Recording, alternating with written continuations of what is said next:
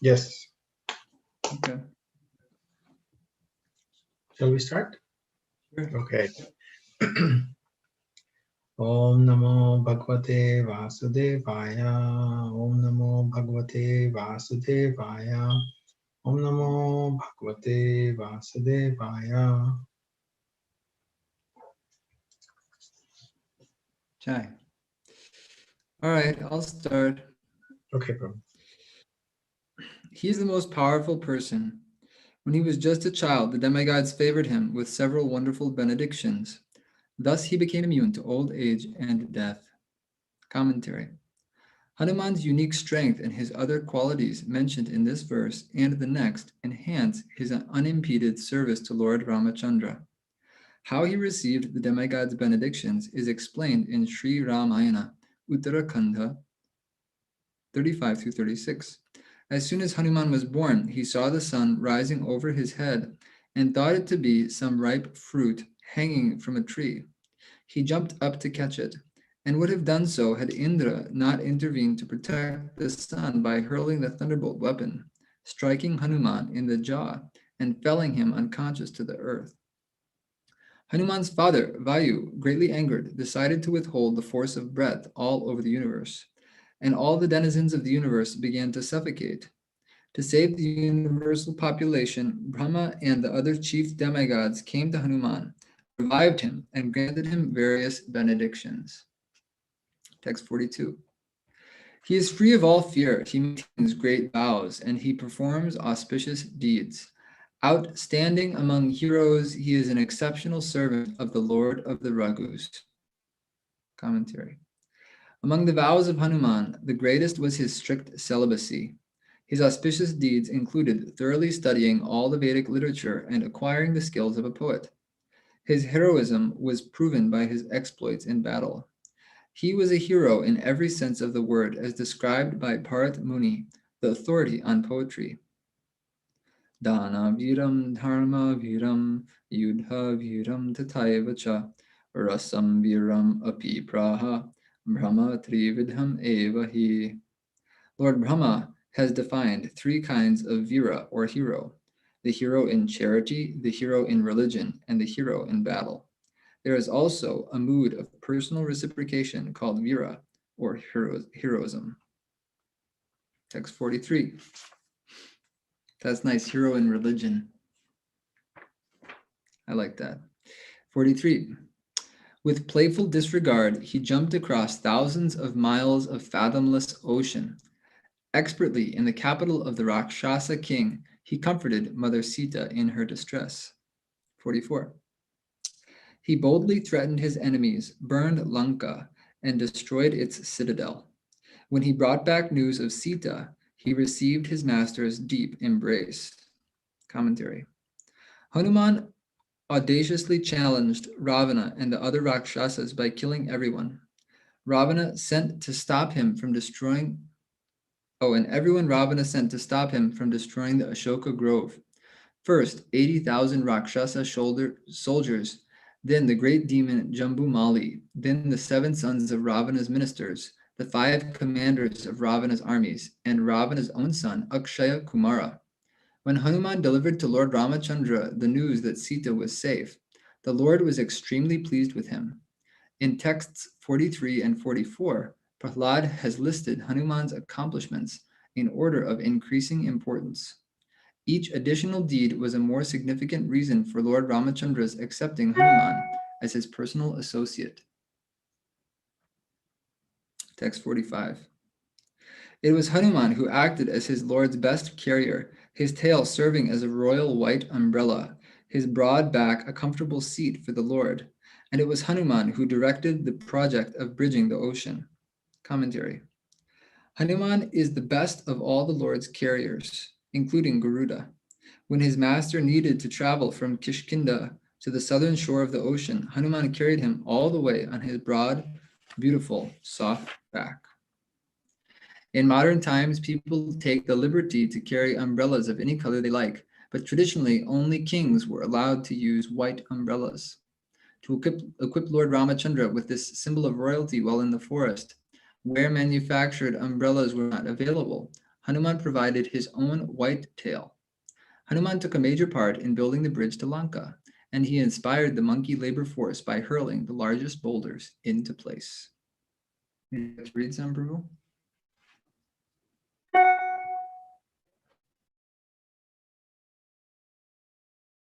Yes, Prabhu. Text 46. He fulfilled the desires of Vibhishan. He destroyed the military force of the Rakshasas. And he had the special power to deliver the healing herb called Vishlya Karani. Commentary. Vibhishan, even though Ravana's brother, always wanted to become a servant of Lord Ramachandra. Early on, Hanuman furthered Vibhishana's cause by telling the Lord about his saintly behavior.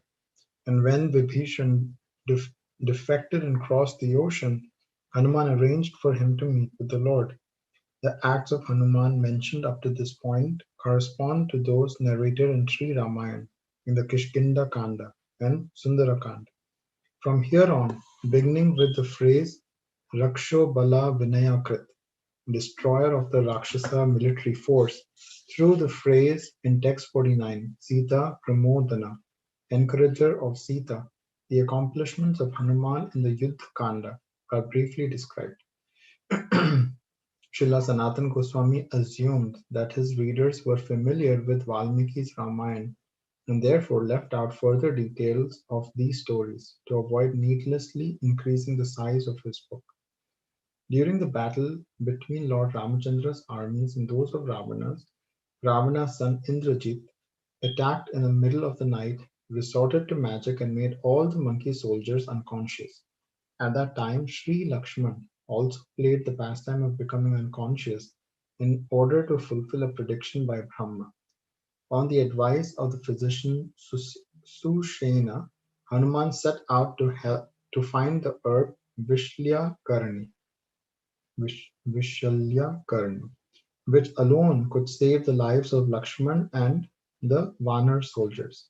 He was able to bring the herb from Gandhamadana mountain not only once but twice. In the course of this, he had to defeat an army of Gandharvas, uproot the entire mountain because he couldn't distinguish which plant was the correct one, and swiftly return before it was too late. 47. He was the very life of his soldiers, always giving great pleasure to his divine Lord and the Lord's younger brother Lakshman. He devotedly served as carrier for them both. 48. Supremely intelligent and valorous, he brought victory for Lord Ramachandra. He added to the spotless fame of his Lord, who killed the king of the Rakshasas. Hanuman showed his intelligence in giving strategic advice and his prowess in opposing the enemy on the battlefield, especially during the confrontations with Indrajit and Ravan. During those battles, both Ramachandra and Lakshman rode on his back. Hanuman increased Lord Ramachandra's fame in various ways by jumping over the ocean, helping set the stage for the killing of Ravana, and so on. 49. It was Hanuman who encouraged Mother Sita, and by the Lord's order, this Hanuman, the one true recipient of his master's favor, still lives in this world, though unable to bear separation from the Lord. Commentary. After Lord Ramachandra killed Ravana in battle, Hanuman brought this news to Mother Sita in the Ashoka garden. This brought Sita back to life, and her life became full of happiness when Hanuman took her to meet her husband. Thus Hanuman rendered many kinds of welcome service to Lord Rama and his dear devotees. After describing this, Prahlad next mentions the reward Hanuman enjoyed for his service. When Lord Ramachandra was anointed king of Ayodhya, he particularly favored Hanuman by presenting him Mother Sita's gold necklace. More than this, he granted Hanuman unflinching pure devotion to him. Since Hanuman's life with Lord Ramachandra after the victory was so fortunate, one might ask how Hanuman could ever have left the Lord's association. Why did he not return with Lord Ram to the eternal Ayodhya in Vaikuntha, along with the other residents of the kingdom? The answer is that his Lord specifically asked him to stay behind on earth. Atmeshwara means his own Lord, and it also means the Lord of all Atmas. In other words, by staying in this world, Hanuman gave all its inhabitants a much better chance to take to the path of pure devotional service. Lord Ramachandra ordered Hanuman to make this severe sacrifice because the Lord wanted to bestow such mercy on the conditioned souls. Living in separation from the Lord is Hanuman's most difficult and glorious service. 50. He keeps himself alive by constantly hearing the glories of Lord Ram. Staying by the side of the Lord's deity, he is present even today with the same splendor as always. Commentary. The pain of separation from Lord Ramachandra would be unbearable for Hanuman, but he has survived by staying always absorbed in the ecstasy of Shravanam Kirtanam. Expert singers among the Kimpurushas like Art Artishena support Hanuman by providing sweet recitations of Lord Ramachandra's glories for him to hear. Hanuman stays in Kimpurusha Loka, near the permanently installed deity of Lord Rama. He regularly worships that deity in various ways, offering the same personal services he used to perform when together with his Lord. This is described in Srimad Bhagavatam 5:19, 1-2. किं पुरुषे वर्षे भगवन्तम् आदिपुरुषं लक्ष्मणाग्रजं सीताभिरामं रामं तच्चरणाशन्निकाशाभिराता परमा भगवतो हनुमान् सह किं पुरुषैरविता भक्तिरुपश्यते आर्त्स्नेना सह गन्धर्वैरनुगीयमानं परमाकल्याणीं भरतैर्भगवता कथाम् समुपाश्नोति स्वयं चेदं गायति. My dear king, in Kim Purusha Varsha, the great devotee Hanuman is always engaged with the inhabitants of that land in devotional service to Lord Ramachandra, the elder brother of Lakshman and dear husband of Sita Devi. A host of Gandharvas is always engaged in chanting the glories of Lord Ramachandra. That chanting is always extremely auspicious. Hanumanji and Arstisena, the chief person in Kimpurusha Varsha, constantly hear those glories with complete attention. Hanuman chants various mantras. Would you like to read, Prabhu? Yes, Prabhu. 51. My dear spiritual master, Hanuman's greatness is well known from scriptural statements like, the chief of the monkeys became perfect by acting as the Lord's servant. His servitude is proof of the Lord's mercy. Prahlad quotes the phrase Kapipatira Dasye from a famous verse. Sharangi Shravane Parikshid Abhavad Vayasaki Kirtane Prahlada Smarane Taram Kribhajane Lakshmi Pritu Pujane Akruras Tvabhivandane Kapipatiradasye Tasakya Rajuna Sarva Svatmani Nivedane Balirabhud Bhakta Katam Varnyate. Parikshit became perfect simply by hearing, the son of Yas by chanting, Prahlad by remembering, and Lakshmi by serving the Lord's feet. Prithu became perfect by deity worship, Akrura by offering prayers, and the chief of the monkeys by acting as a servant. Arjuna attained perfection by friendship, and Bali by surrendering everything he owned. How then can there be one description for what it means to be a devotee of the Lord? In Srila Sanatana Goswami's opinion, Sridhar Swami's interpretation of the word dasyam as offering the Lord the fruits of one's work only partially describes Hanuman's relationship with Lord Ram. Srila Sanatana Goswami says that dasyam, rather, should be understood to indicate the perpetual relationship of loving service, an exalted variety of transcendental rasa. Dasya is complete service. It involves all the senses, even on the physical level, just as all the senses of the physical body are purified by a bath. They are all naturally engaged by a devotee's absorption in dasya rasa. Therefore, a relationship of servitude like Hanuman's can be said to be superior to mere remembrance of the Lord. Prahlad considers his own service of smarana inferior because it is only an inner activity of the mind. 52. Although Hanuman obtained from the son of Dasharatha the boon of liberation without striving for it, he never wanted to accept liberation without the opportunity to serve. To that Hanuman I offer my obeisances. Commentary. This is another verse Prahlad quotes from scripture from Sri Narayana Vyuha Stava as proof of Hanuman's greatness. Liberation became available to Hanuman without his even trying for it, but still he did not want to accept it. He wanted only service to Lord Ram and nothing else. He thought, even if the cycle of birth and death is broken for me, I must continue serving my Lord. 53. You certainly know glories of his that I haven't mentioned. Why not go to Kim Purusha Varsha to see him yourself and be enlivened? Commentary. Prahlad did not have to give Narada a long theoretical account of Hanuman's exclusive devotion to Sri Raghunath's lotus feet, because Narada already knew of Hanuman's devotion very well. For complete appreciation of Hanuman, Narada must now only meet him in person. 54. Sri Parikshit said, "Oh, dear mother."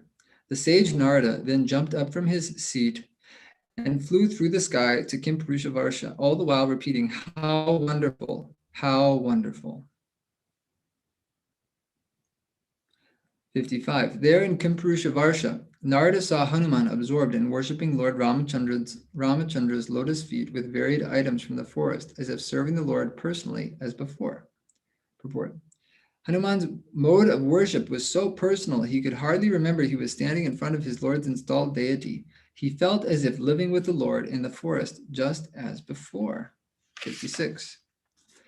Listening to the Nectarian Ramayana recited by Gandharvas and other celestial singers, Hanuman was in ecstasy. His limbs trembled, tears poured from his eyes, and the hair on his body stood on end. Commentary.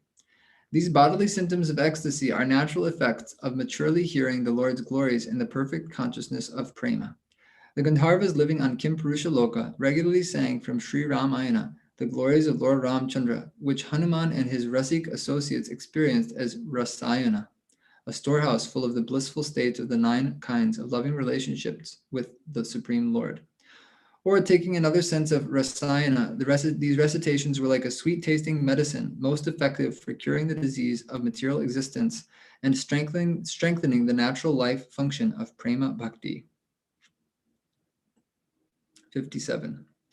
He glorified the Lord with various prayers in prose and verse, most excellent compositions of his own. He also recited prayers composed by others, and he repeatedly offered prostrate obeisances. Commentary. Some of Hanuman's prayers were his own compositions, and others he borrowed from the Puranas and other scriptures. 58. Narada cried out in joy, "Glories to you, Sri Raghunath, to the beloved of Sri Janaki, all glories to the elder brother of Sri Lakshman." Commentary. Approaching his destination and seeing the ecstasy of Hanuman, Narada spontaneously expressed his own ecstasy in this way. 59. Delighted to hear glorified the names of the Lord he worshipped, Hanuman jumped from where he stood and caught hold of Narada by the neck. Text 60. Standing in the sky, Narada was overjoyed. With his feet he danced, and with his hands he wiped away the flood of loving tears from the eyes of the Lord of the monkeys. Sharing Hanuman's unique mood of loving ecstasy, Narada spoke in a loud voice. Commentary. Narada could only use his feet for dancing because Hanuman held him by the neck and because Narada's hands were busy wiping away Hanuman's tears. 61. Sri Narada said, "O Blessed One, truly you are the dearest devotee of the Supreme Lord. Today, just by seeing you, I too have become dear to the Lord." Commentary. Shri is the goddess of fortune, Lord Vishnu's consort. Her blessings have descended on Hanuman in the form of the treasure of pure devotional service. A devotee who has gained the favor of the goddess Shri is sure to please the personality of Godhead, and anyone who obtains the grace of such a Shriman devotee will also reach the same perfection. 62. Sri Parikshit said, "In the blink of an eye, Hanuman became sober and bowed down to show respect to the sage among the demigods. Hanuman greeted him with reverence and brought him to the temple of Lord Ramachandra, the hero of the Raghus, so that Narada could offer obeisances." 63. Narada paid respects to the Lord in Hanuman's temple, and Hanuman carefully arranged for Narada to be seated. Narada felt he had now obtained an amazing treasure born from pure love for the Lord. He picked up his veena and spoke. Commentary. After offering prostrate obeisances to the deity of Lord Ramachandra, Narada felt multiple ecstasies which involuntarily appeared on his body as trembling, perspiration, horripilation, and choking of his voice. In such a condition, he started to play his veena, but could not produce even a note. Instead, he began leaning on the veena, fearing he would fall to the ground. 64. Sri Narada said, "Yes, you are the greatest recipient of the mercy of the Lord. No one can compare to you. Ah,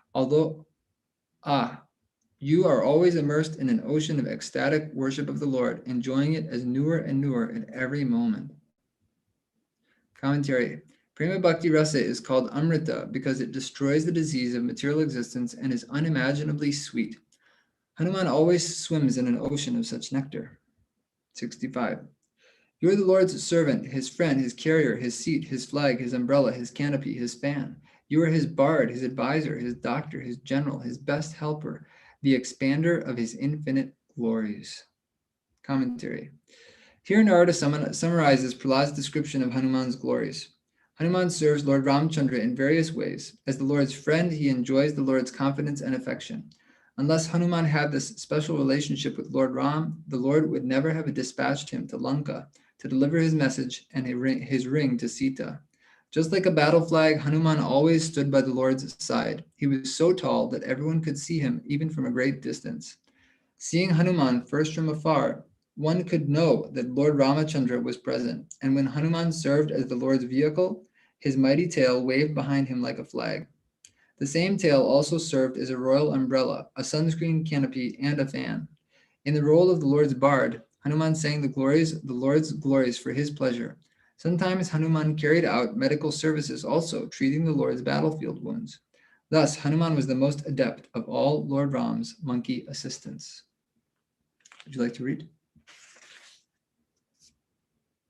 Yes, bro. 66. Having surrendered yourself entirely to the Lord, having received his highest mercy, having dedicated your life to topics of his transcendental glories, you always increase the bliss of the devotees sheltered by him. You are the best of saints, greater even than others like Garuda. Hanuman employed all his senses and abilities in Lord Ramachandra's service. Nothing was dear to him but that service. He had no attachment to his body or anything related to his body, but the pure glories of his Lord Rama he cherished more than even life itself. Had he been deprived of hearing and chanting those glories while separated from his Lord, he would have died an instant death. Indeed, it is well known that wherever Ram Katha is recited, Hanuman comes to listen. He makes every endeavor to increase the bliss of Lord Ramachandra's devotees, both in ancient times and today. Among the Supreme Lord's personal attendants, Hanuman is the most glorious, even greater than Garuda. The exalted Vaishnav Yamunacharya Alam Bandharu says, Dashashakha Vahanam Ashanam Dhvajo Yaste Vitananam Vyajanam Trayimaya Upasthitam te purato garutmata tvad angri samardakshinan ka shobhina. You, Hanuman, are the Lord's friend, are the Lord's servant, friend, carrier, seat, flag, canopy, and fan. You embody the three Vedas. Even in the presence of Garuda, you are graced with the honor of massaging the Lord's feet. Strota Ratna 41. 67. Indeed, your devotion for the Lord is absolutely pure, for you consider nothing more valuable than the pleasure of serving Him. You delighted all His devotees by speaking to that best of generous lords these words. Commentary. Sri Ramachandra is the most charitable Lord, ready to sacrifice everything for His devotees. The following verse spoken by Hanuman delights the Lord's devotees because it expresses the exclusive wish for the Lord's service and contempt for impersonal liberation. 68. Even though liberation destroys the bondage of material existence, I have no desire for liberation. in which I would forget that you are the master and I am your servant. Commentary. The source of this famous verse is unknown. In Sri Bhakti Rasamrita Sindhu 1-49, Srila Rupa Goswami cites it merely as Prasiddham Sri Hanumat Vakyam, a well-known statement by Hanuman. 69. Sri Parikshit said, Hanuman was now burning in a fire of separation from his master, the Supreme Lord, and the fuel of hearing about the special mercy of the Lord's lotus feet had brought that fire to a blaze. For a while he cried sorrowfully, and then, calmed by the sage, he spoke. As dry firewood kindles quickly, Hanuman's ecstatic pangs of separation at once increased when he heard the Lord's special glories, especially the accounts of how the Lord had mercifully engaged him in personal service. Narada was able to console him with soothing words, and after crying for some time, Hanuman regained his composure. Hmm. 70. Sri Hanuman said, O best of sages, why are you doing this to such a wretch, devoid of the lotus feet of Sriman Ramachandra? Why do you make me cry by reminding him of how the Lord has neglected me? Because Lord Ramachandra appears like a human being with two hands and two legs, we would expect his lotus feet to be described by the dual form Padam Bhujabhyam instead of the plural Padam Bhujai. In Sanskrit, the plural form are normally used to indicate more than two, but Hanuman here employs poetic license by using the plural form out of extreme reverence for his Lord. The word "heenam" means not only devoid but intentionally rejected. In the complex transformation of ecstasy, Hanuman lovingly reproaches Lord Ramachandra for being cruel. Technically, Naishturyam means hardness of the heart. 71. If I am really the Lord's servant, then why did he forcibly abandon me when he took with him to his spiritual kingdom his dear devotees, including Sugriva and all the residents of Koshala? You are very kind to me because I have had the good fortune to engage in his service. You conclude that the Lord has given me his favor. But now he has descended to Mathurapuri, where he displays the summit of his opulences and powers. All the mercy he has shown me cannot equal even a speck of the mercy he has shown the saintly Pandavas, any more than a molecule of earth can equal Mount Sumeru. Out of respect for the great sage, Hanuman finally acknowledges that what Narada said about Lord Ramachandra's favoring him cannot all be false. Lord Rama's order that Hanuman stay in this world in separation from him seemed cruel, but at least before that order the Lord had allowed Hanuman to serve him in various ways.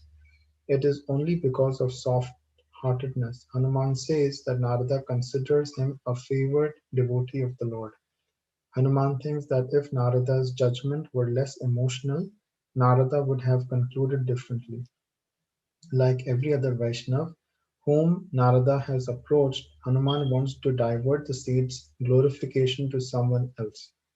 As the object of this diversion, he chooses the Pandavas. Hanuman compares the Lord's mercy on them to the huge golden mountain Sumeru, and the Lord's mercy on him to a speck of dust. By sending poison and many other calamities, one after another, to trouble the Pandavas from their childhood, the Lord deliberately showed their determination, religion, fame, wisdom, devotion, and ecstatic love. As the invincible Supersoul, Lord Krishna arranged for the Pandavas to undergo many troubles. He did this, however, only to broadcast their glories forever throughout the world. The Lord's pure devotees never perish, and what seems to be their suffering in this world is only for their benefit and glorification. 76. He acted as their servant, adviser, messenger, charioteer, and court attendant. He kept watch for them at night, followed them on processions, and even offered them praise and obeisances. Not only did Lord Krishna look after the Pandavas as the invisible supersoul, but he also dealt with them in various public exchanges of love. Sometimes he drove Arjuna's chariot. In Yudhishthira's court, he sat as the head of the assembly of advisors. Like an intimate servant, he anticipated the Pandavas' wishes, and at the Rajasuya sacrifice, he humbly washed the feet of every guest. He gave personal counsel to Yudhishthira and carried messages for him. On occasion, he would stand guard all night with sword in hand, and he would follow Yudhishthira in procession and offer words of praise like an ordinary subordinate. All Vaishnavas take delight in hearing these glories of the Pandavas, but one who has a special relationship with the Pandavas, like their grandson Parikshit, spontaneously feels special ecstasy from such hearing.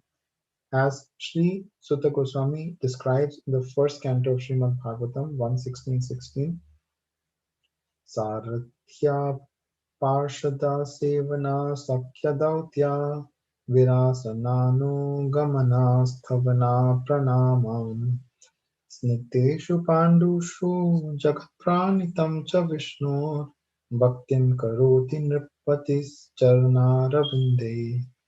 Maharaj Parikshit heard that Lord Krishna, Vishnu, who is universally obeyed out of his causeless mercy, rendered all kinds of service to the malleable sons of Pandu.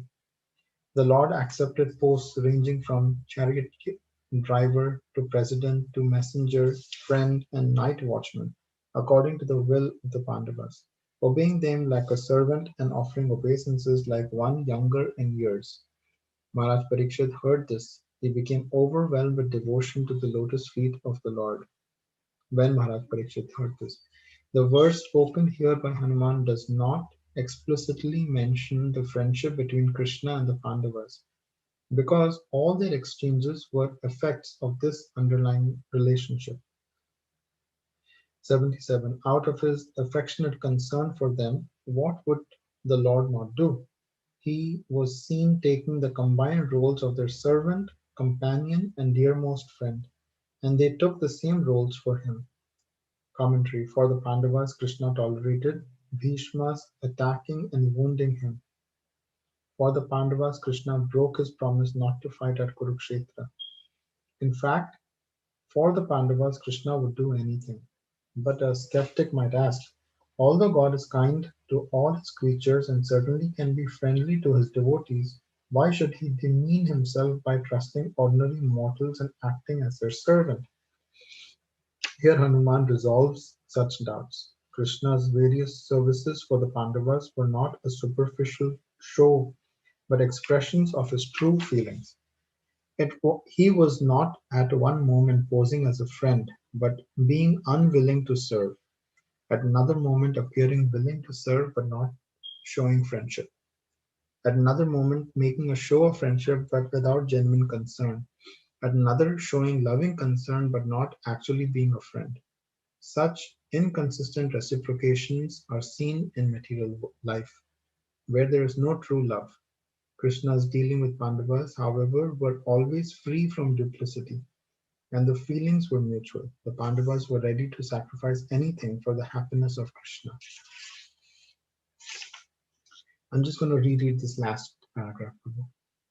Okay. Uh, so he was not at one moment posing as a friend, but being unwilling to serve. At another moment appearing willing to serve but not showing friendship. At another moment making a show of friendship but without genuine concern. And at another showing loving concern but not actually being a friend. Such inconsistent reciprocations are seen in material life where there is no true love. Krishna's dealings with the Pandavas, however, were always free from duplicity, and the feelings were mutual. The Pandavas were ready to sacrifice anything for the happiness of Krishna. 78. Because the Lord resides constantly with the Pandavas, their capital city has become like a sacred forest, where great sages perform austerities, and residing in that city awards one the same pious benefits as performing austere acts of penance. Many renowned sages visited the Pandavas' capital Hastinapur to see Sri Krishna, because they knew very well that seeing him is the perfection of all austerities. As Narada told Yudhishthir, Yuyam loke batabhuri bhaga lokan punana muniyo bhiyanti yesham grihanavasatiti sakshat gudham parama brahma manushyalingam. All of you Pandavas are extremely fortunate, for the Supreme Personality of Godhead Krishna lives in your palace just like a human being. Great saintly persons know this very well and therefore they constantly visit this house.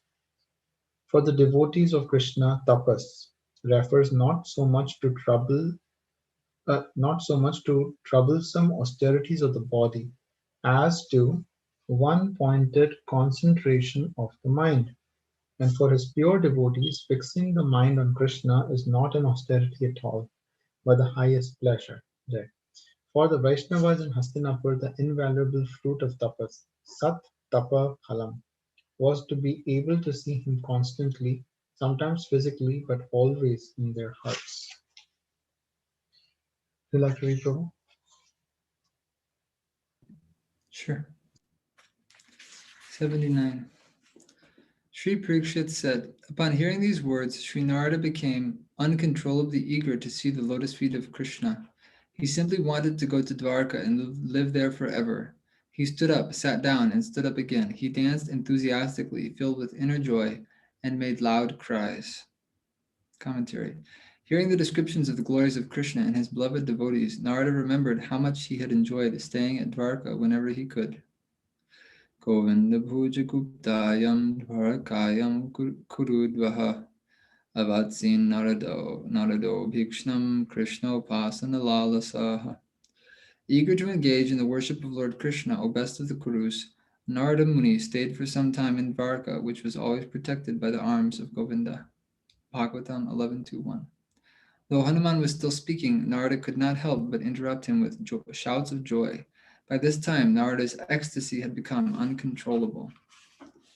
Text 80. Hanuman's heart was immersed in transcendental tastes from speaking about the Pandavas. With his ecstasy raised even higher by Narada's dancing, he continued to speak about the topics. Commentary. Hanuman did not join Narada in dancing because Hanuman's ecstasy lay in speaking to glorify the Pandavas more and more. His attraction to this katha was not a mundane urge to speak for self-satisfaction, but a rasa, a transcendental sweet taste, known only to pure Vaishnavas. This katha rasa acts like an intoxicating liquor. It makes those who drink it forget the pain of material life by immersing them in complete satisfaction and happiness. Hanuman was not annoyed when Narada interrupted his speech with ecstatic dancing and shouts of joy. Quite the opposite. His ecstasy increased and he felt inspired to go on, speaking more and more. 81.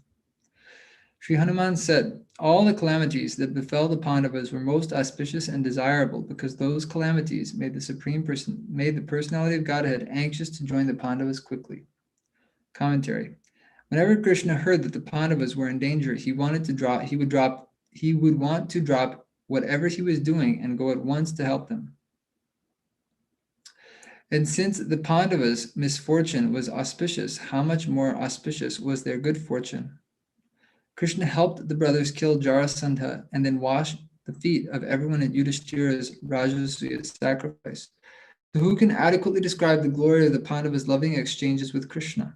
Before, Hanuman had said that the Pandavas' troubles were not real, that they were only a show arranged by Krishna to advertise the Pandavas' steadfastness and other saintly qualities. Now Hanuman speaks differently. Even taking for granted that the calamities were real, as they seemed to ordinary eyes, these troubles brought the Pandavas the greatest good fortune. 82. O Pandavas, pure love has subdued you. Ignoring discrimination and etiquette, you engage my Lord as your messenger and charioteer. Commentary. In his trance of kirtan ecstasy, Hanuman addresses the Pandavas as if they were present before him. He is astounded at their behavior with Krishna. Violating the proprieties that forbid servants from giving orders to the master, the Pandavas failed even to consider that menial services like carrying messages are not tasks in which to engage Krishna, the supreme personality of Godhead, the Lord of the entire universe, the supervisor of Brahma, and all the demigods. The Supreme Lord submits to such treatment only with his dearest devotees. 83. Ah, you Pandavas must know some transcendental herb or mantra that can enchant the most powerful enchanter.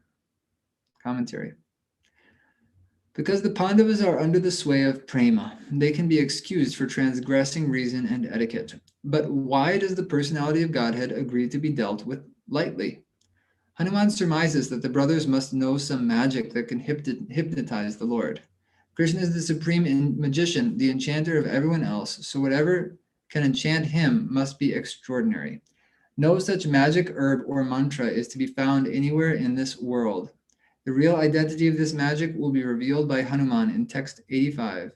Krishna is enchanted only by the perfect love of his intimate devotees. 84. Parikshit said, O mother, O celebrated wife of the son of the Pandavas. After Hanuman said this, he repeatedly jumped into the air higher and higher, joining the sage Narada in dancing. He then continued to speak. Commentary. When pure devotees are glorified, everyone in relation to them is glorified, including their families and disciples. Uttara, to whom Parikshit is speaking, is both his mother and the wife of Abhimanyu, who is referred to here as Pandaveya because he was the son of Arjuna and Subhadra. Thus, Srimati Uttara shared in the glories, the Pandavas' glory by marriage and by being Parikshit's mother. 85. O master of all masters, you are conquered by your great affection for your devotees. This is how you attract their hearts. Commentary. Now Hanuman addresses Lord Krishna. You are the Lord of all the lords of the universe, but you become a chariot driver and your order carrier for the Pandavas. This is certainly possible because your love for your devotees makes you its slave. Having lost your independence, you are forced to do whatever your devotees want. On various occasions, the personality of Godhead has admitted his dependence on his devotees. For example, he once confessed to Durvasa Muni, Aham bhakta pradhino yasvatantra iva dvija sadhubhir grasta hridayo bhaktar bhakta jana priyaha. I am completely under the control of my devotees. Indeed, I am not at all independent. Because my devotees are completely devoid of material desires, I sit only within the core of their hearts. What to speak of my devotees? Even the devotees of my devotees are very dear to me. But doesn't the Lord's loss of independence pain the hearts of the devotees who love him? No, everything the personality of Godhead does attracts the devotees' hearts, which he fills with pleasure. He acts only for the satisfaction of his devotees and is always careful to avoid causing them anxiety. In the Lord's own words cited above, he is Bhakta Jana Priya, affectionately concerned for the happiness of his devotees. The Vaishnavas are more than happy to see Krishna driving Arjuna's chariot and treating Yudhishthira with respect, because these exchanges of love between Krishna and the Pandavas glorify both the Lord and the servants he chooses to serve. Like an attentive parent, the Supreme Lord constantly fosters his devotees' spiritual development by everything he does. Quote, although fit to annihilate all the Danavas within a few minutes, I perform various pastimes just to entertain my devotees, just as the fish, the tortoise, and the bird nourish their offspring by respectively watching them, meditating on them, and keeping them in physical contact. So do I maintain my devotees, O lotus-born Brahma.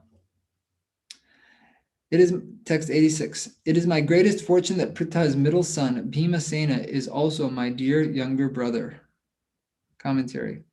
Hanuman has just finished describing himself as unfortunate, but by speaking about the Pandavas, he now considers himself transformed into a most fortunate person. He praises his own good fortune, remembering that he and Bhima are both sons of the wind god. Bhima is the second eldest of the 5 Pandavas, but among the Parthas, the 3 sons of Pandu's first wife, Pritha, his place by birth is in the middle. Mother Pritha is herself an intimate devotee of Krishna, so Hanuman is even more honored to remember that she is his aunt. By saying that Bhima is Kaniyan Vayasa, inferior to himself in age, he subtly implies that Bhima is his superior in character. Hanuman admires Bhima so much because he considers Bhima the better devotee. 87. Lord Krishna, by acts of friendship, like giving his sister in marriage to the Pandava Arjuna, showed Arjuna full mercy, and that Arjuna bears my image on the treasured flag of his chariot. Commentary. Lord Krishna's sister Subhadra is a direct expansion of his internal potency. and the Lord approved her marriage to Arjuna. Later, in the Kurukshetra war, the Lord agreed to drive Arjuna's chariot. These favors distinguished Arjuna as the most dear to Krishna among the Pandavas. Therefore, Hanuman is proud to have his own image on Arjuna's battle flag. 88. Without the unconditional mercy of the Lord's most beloved friends, a devotee's loving service can never succeed or bear fruit. Commentary. By now, Hanuman's ecstasy and unalloyed prema has awakened to such an extent that he feels stirred to go see the Pandavas at once. And he is about to propose to Narada just that. One can never become a recognized servant of the Lord. In other words, one can never enter the rasa of dasya without the blessings of perfect devotees like the Pandavas. Even if one externally makes a show of such service, one will not reap the fruit of satisfying Krishna and enjoying transcendental ecstasy. Pure devotional service proceeds completely under the authority of the Lord's beloved devotees. 89. Therefore, O best of Vaishnavas, my most dear devotee of the Lord, let us go together to see the Pandavas and take shelter of them. Commentary. Hanuman's words indicate that he considers Narada as blessed as the Pandavas in receiving Lord Krishna's favor. Since both Hanuman and Narada are servants in the Dasya mood, it is entirely fitting for them to visit the Pandavas at their residence and even stay with them to learn about devotional service. Apart from being fit to see the Pandavas, Hanuman and Narada should be able to receive from them special mercy by rendering such services as standing guard for them at night. Would you like to read? Sure, Prabhu. Text 90 to 91. Never in Ayodhya did the Lord disclose what he now reveals in the district of Mathura known as Dwaraka. Countless varieties of supreme opulence and sweetness, one after another, which Brahma, Rudra, and other demigods can hardly fathom. These glories expand the love of his devotees. As Hanuman looks forward to the inestimable benefit he and Narada will achieve in Dwaraka, he reaches the peak of eagerness. During the ancient time when the Madhu demon ruled Mathura, that kingdom extended all the way to the western ocean and included the region of Dwaraka. Sri Hari Vamsha confirms this in the words of Madhu himself, spoken to the son-in-law of Vikadru. Welcome, dear boy Har, Haryashva. I am happy to see you. Let me give you this, my entire kingdom, except for the Madhuvan forest. Please agree to live here and rule this splendid kingdom. Graced by the shores of the ocean, it is rich with cows and peopled mostly by Abhira cowherds. During your stay here in the district of Saurashtra, there will come to be a great mountain fortress, fit for the residence of kings and unequaled by any other royal estate. Your vast kingdom will be called Anarta.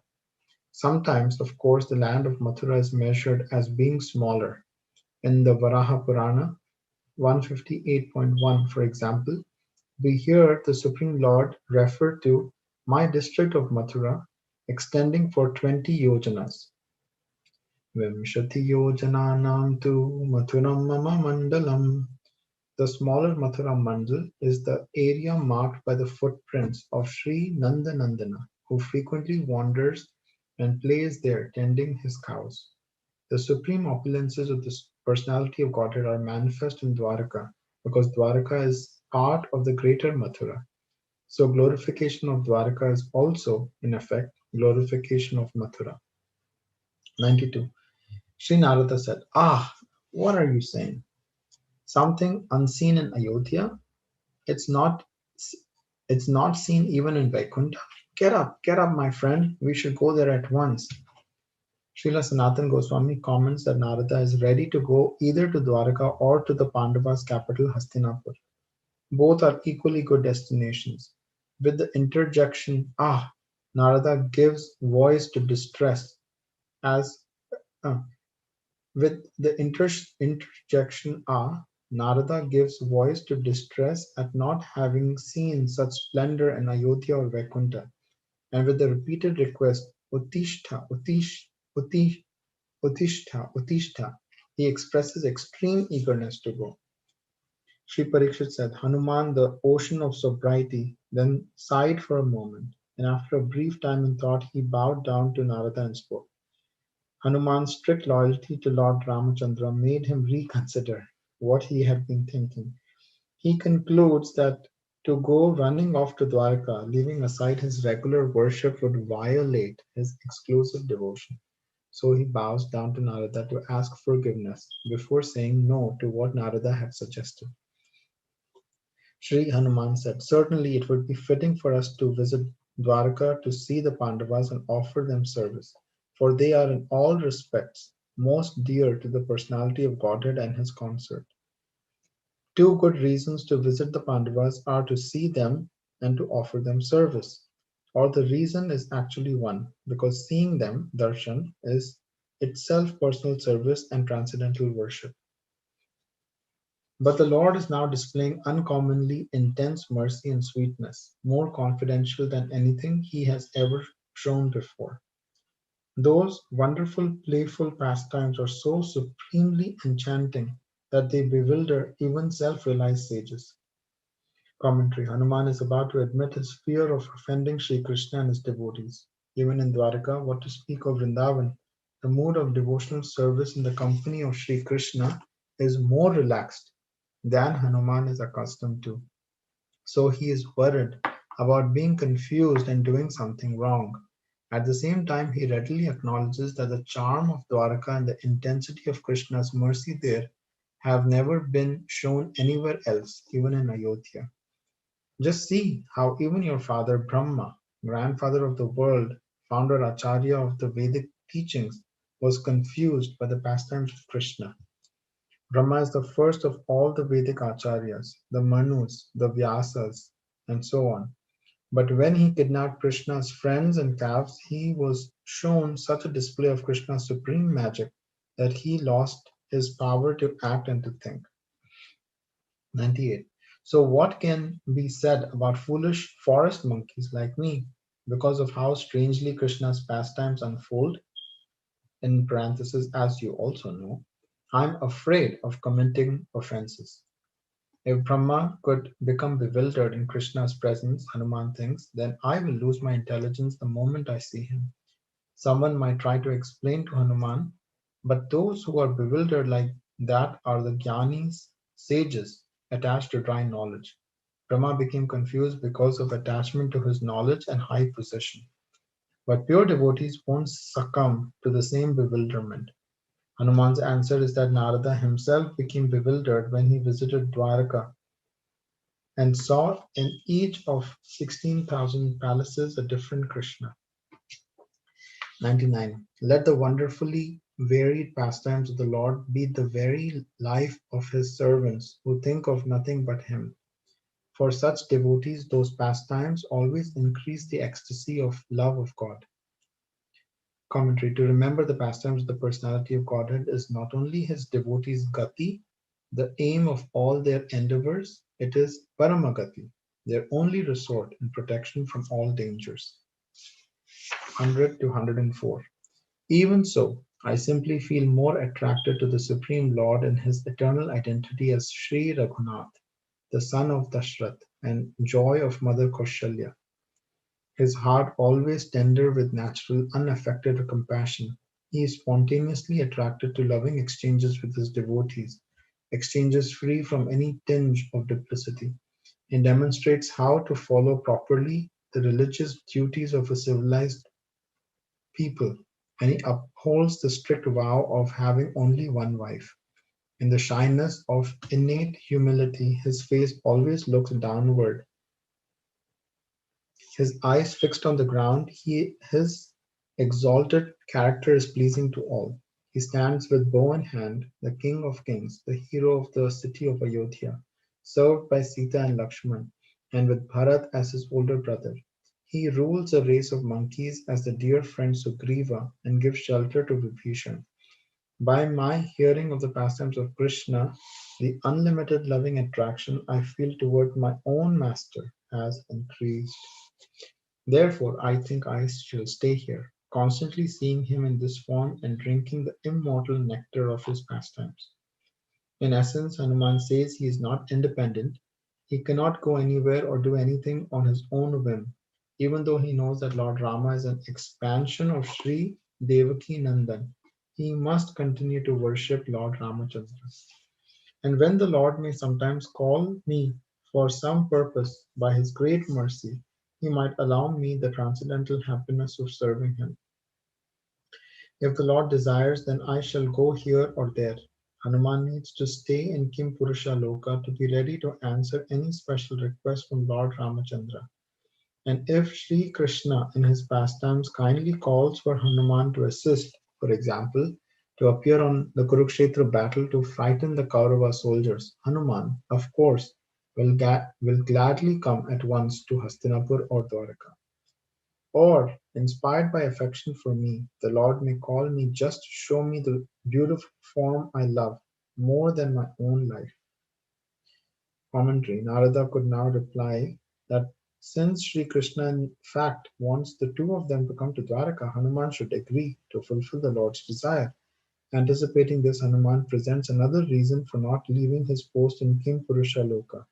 Easier for him than leaving Lord Ramachandra would be simply to give up his own life. In Kim Purusha Loka, Hanuman serves his Lord in separation and cannot fully enjoy at every moment the Lord's beauty and charm of his pastimes. But if called to Lord Ramachandra's side in Ayodhya, if only for some short assignment, Hanuman would leave Kim Purusha Loka at once, without a thought. He could never leave for any other purpose. A curious story further explains this service attitude. Once Lord Krishna in Dwaraka wanted to break the pride of Garuda and others by showing the steadfast exclusiveness of Vaishnav devotees. So he called Garuda to his lotus feet and told him, "Please hear my command. You should bring Hanuman from Kim Purusha Loka." Garuda went, approached Hanuman and told him, "The personality of Godhead, King of Yadavas, is calling you, my dear Hanuman. Go to him at once." But Hanuman, exclusively devoted to Sri Raghunath, ignored Garuda's request. Angered, Garuda tried to take Hanuman to Krishna by force, but Hanuman, with the tip of his tail, pushed him effortlessly away. Garuda fell through the sky and landed at Dwaraka, where Krishna, amused to see him, said, "Dear Garuda, go back to Hanuman and tell him that Sri Raghunath is calling him." After dispatching Garuda again, Krishna turned himself into Lord Ramachandra and made Sri Balaram become Lakshman. When Queen Satyabhama seemed unable to turn into Sita Devi, Krishna, laughing, had Sri Rukumini become Sita instead and placed her at his left side. Then the three of them stood waiting for Hanuman at Dwaraka. When Garuda met Hanuman and told him of the Lord's request, Hanuman, filled with ecstasy, responded by running to meet his Lord. He took darshan of the disguised Krishna, Balaram, and Rukmini and offered prayers and devotion. Very much satisfied with Hanuman, the Lord bestowed on him whatever benedictions Hanuman chose. Hare Krishna. Shall we stop here? Hare Krishna. Can't Thank you stop. so much. It's amazing. Beautiful. I was just thinking this point. Let me stop